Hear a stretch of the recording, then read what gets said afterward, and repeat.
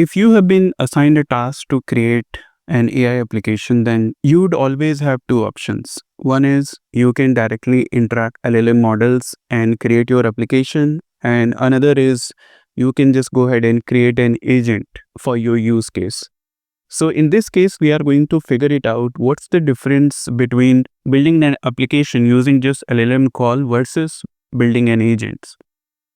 So when we talk about LLM call, you are going to interact directly with the LLM models. It could be your OpenAI models, Gemini models, open source model, or Anthropic model. Each and every vendor is having their own SDK with which you can interact and get the output out. Because you're directly going to deal with models, in this case, you are directly going to hit their endpoint and you would get a response. If you have to continue the conversation and you have to interact with the models multiple times, then every time you have to hit their endpoint to get the output.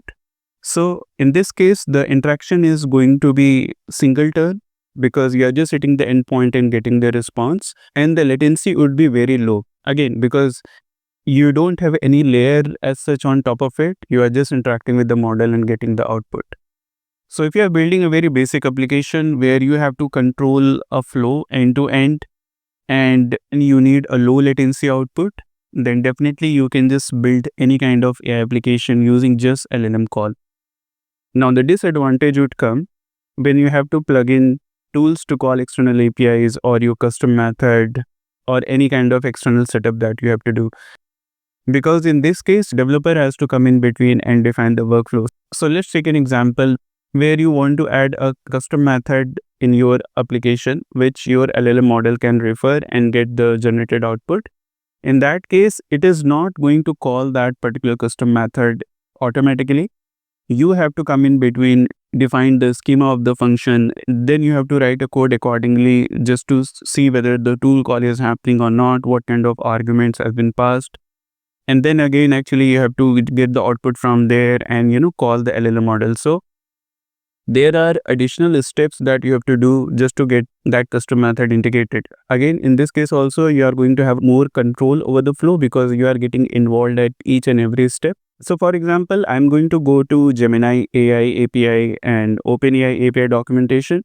So here you can see it's a direct endpoint call. So in their SDK, they do have this option. So if you want to interact with any kind of Gemini models, then you can just call this particular endpoint, pass the model name and pass the contents, whatever you want, and you will get that output. Similarly, in OpenAI API also, we do have client.response.create endpoint. You can just pass the model, you can pass your input, and then you can get the output. So the endpoint is going to be different based on different vendor platform. If you want to call like any specific endpoint, then you just have to install their SDK. So in this case, you can see it's pip install OpenAI. This OpenAI SDK would give you the option to call this endpoint. Similarly, in Gemini API, you just have to install this particular package to get access to this specific endpoint. Now let's see one example of how this function call is going to happen in LLM API case. So in this case, you can see like, first of all, you have to define your method or your tool over here, and you have to define it in a specific format. This thing is called function schema. So you are letting your LLM model know what is the type, what is the name, the description, parameters, and what is going to be the required parameter in this case. And then you will just define your function. So this is going to give you your schema. This is your function. And after that, your input is going to be here. You are going to pass your input and your tools to your endpoint. And then it is going to give you certain output. In this then again, you have to see whether the function call is happening or not. So it's not like, okay, you have just given your method and a schema and it is going to give you the final output. As we discussed earlier, in each and every step, you would be involved. So you have to define all this workflow. Suppose, okay, if we have multiple functions over here, then you have to check, okay, which particular function has been called. And then actually you have to get the required parameter from this function call. And then again, you have to call this endpoint to get your identify function executed with the given parameter. And once you do that, then at the last, you are going to get the final output.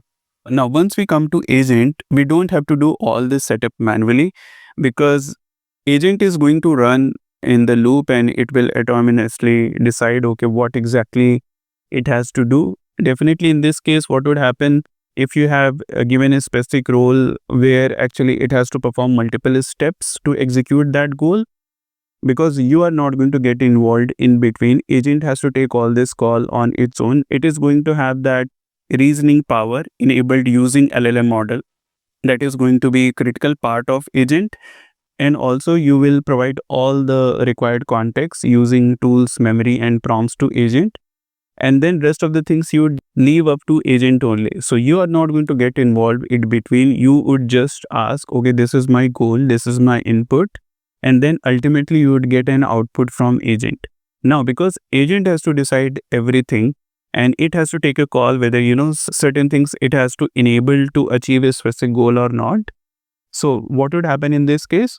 There could be, high latency if we compare it with the LLM call. But at the same point of time, the burden won't be on developer. It's more about passing a right context so that agent doesn't have any confusion to figure it out what exactly it has to use from the given context to achieve the required output. Now let's take example of this function calling only. Google is having their Google ADK framework, which is quite popular.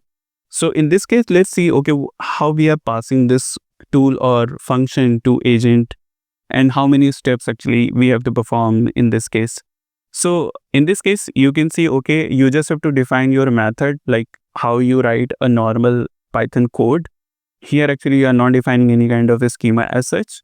You are just writing a normal method over here. So get weather report is one particular method, analyze sentiments is another method, and you are just writing your code here. Now after that, what exactly we need to do?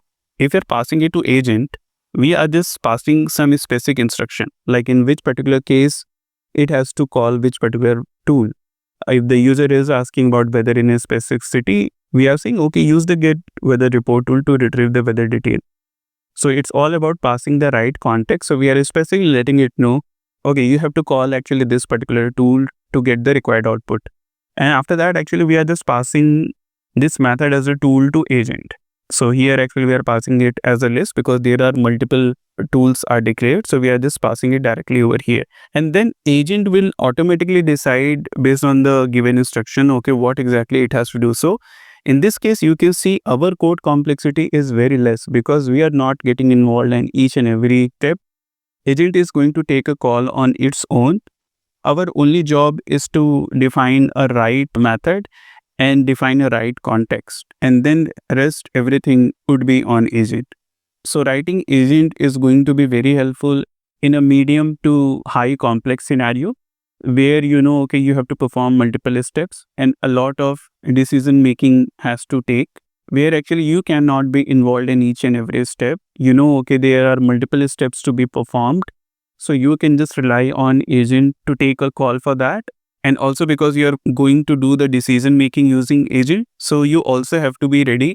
Like, okay, there could be certain high latency in comparison to LLM API calls. If you want like very fast output where the latency should be very minimal, then it's better to go for LLM call. So that's all what we have in this video. Thank you for watching.